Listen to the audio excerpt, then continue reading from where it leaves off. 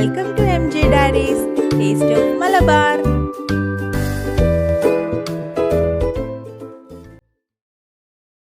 Hi friends, welcome back.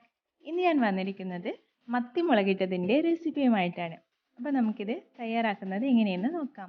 ഒരു മൺചട്ടി അടുപ്പത്ത് വെച്ച് ചൂടാക്കി അതിലേക്ക് ഒരു 2 ടേബിൾ സ്പൂണോളം വെളിച്ചെണ്ണ ചേർത്ത് കൊടുക്കാം. എണ്ണ നല്ലതുപോലെ ചൂടായി വന്നാൽ അതിലേക്ക് ഒരു 1/2 ടീസ്പൂൺ ഉലുവ, 4-5 അല്ലി വെളുത്തുള്ളി, ഒരു ചെറിയ കഷ്ണം ഇഞ്ചി അരിഞ്ഞത് എന്നിവ ചേർത്ത് ഈ എണ്ണയിൽ നല്ലതുപോലെ ഒന്ന് വഴറ്റിയെടുക്കാം.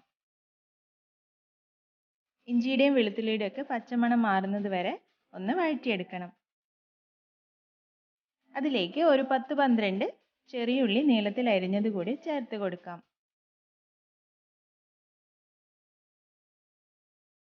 ഉള്ളി ഒന്ന് വാടി വരുമ്പോൾ ഇതിലേക്ക് ഒരു 3 പച്ചമുളക് കൂടി ചേർത്ത് കൊടുക്കാം. ഉള്ളിയുടെയും പച്ചമുളകിൻ്റെയും ഒക്കെ പച്ചമണം മാറി വന്നിട്ടുണ്ട്. ഇനി ഇതിലേക്ക് ഒരു വലിയ പഴുത്ത തക്കാളി ചേർത്ത് കൊടുക്കാം. തക്കാളി ഒന്ന് വെന്ത് വരുന്നത് വരെ ഇതൊന്ന് വഴറ്റിയെടുക്കണം. ഇനി ഇതിലേക്ക് 2 തണ്ട് കറിവേപ്പില കൂടി ചേർത്ത് കൊടുക്കാം.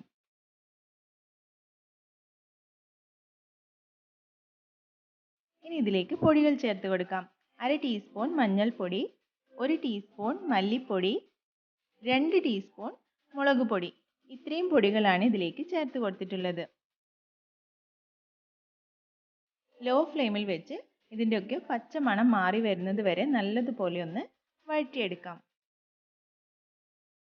അതിൻ്റെ പച്ചമണം ഒന്ന് മാറി വന്നതിന് ശേഷം ഇതിലേക്ക് ഒരു നെല്ലിക്ക വലിപ്പത്തിലുള്ള പുളി 1/2 കപ്പ് വെള്ളത്തിൽ കുതിർത്ത് പിഴിഞ്ഞെടുത്തത് ചേർത്ത് കൊടുക്കാം.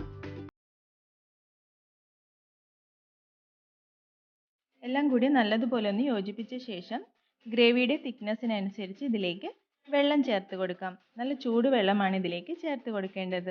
ഞാനിവിടെ 1.5 കപ്പ് വെള്ളമാണ് ചേർത്തത്.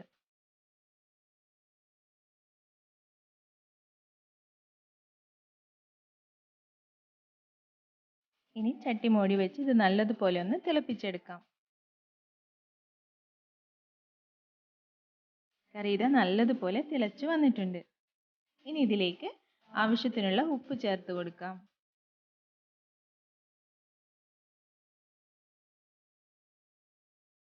ഒന്ന് ഇളക്കി യോജിപ്പിച്ച ശേഷം ഒന്നുകൂടി മൂടി വെച്ച് 1 മിനിറ്റ് കൂടി ഒന്ന് കറി തിളപ്പിച്ചെടുക്കാം. ഇനി ഇതിലേക്ക് മീൻ ചേർത്ത് കൊടുക്കാം. ഞാനിവിടെ 1/2 കിലോ മത്തിയാണ് എടുത്തിട്ടുള്ളത്. ഏത് മീൻ വെച്ചും നമുക്കിതുപോലെ കറി തയ്യാറാക്കാം.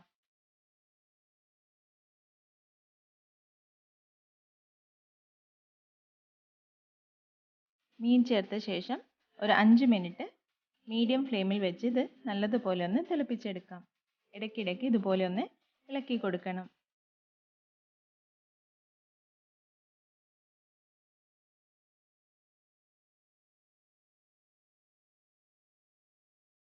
അവസാനമായിട്ട് ഇതിലേക്ക് കുറച്ച് കറിവേപ്പില കൂടി ചേർത്ത് കൊടുക്കാം.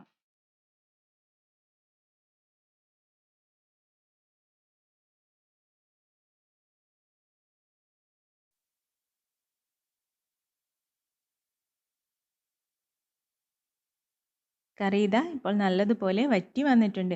ഇനി ഗ്യാസ് ഓഫ് ചെയ്ത് തണുക്കാനായിട്ട് മാറ്റി വയ്ക്കാം.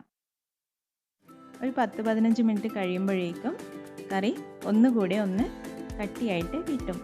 അങ്ങനെ നല്ല ടേസ്റ്റി ആയിട്ടുള്ള മത്തി മുളകിട്ടത് ഇവിടെ റെഡിയായി. ചോറിൻ്റെ കൂടെയും കപ്പയുടെ കൂടെയും ഒക്കെ നമുക്കിത് സെർവ് ചെയ്യാവുന്നതാണ്. നിങ്ങൾക്ക് എൻ്റെ ചാനൽ ഇഷ്ടമാവുകയാണെങ്കിൽ please like, share and subscribe. Thanks for watching.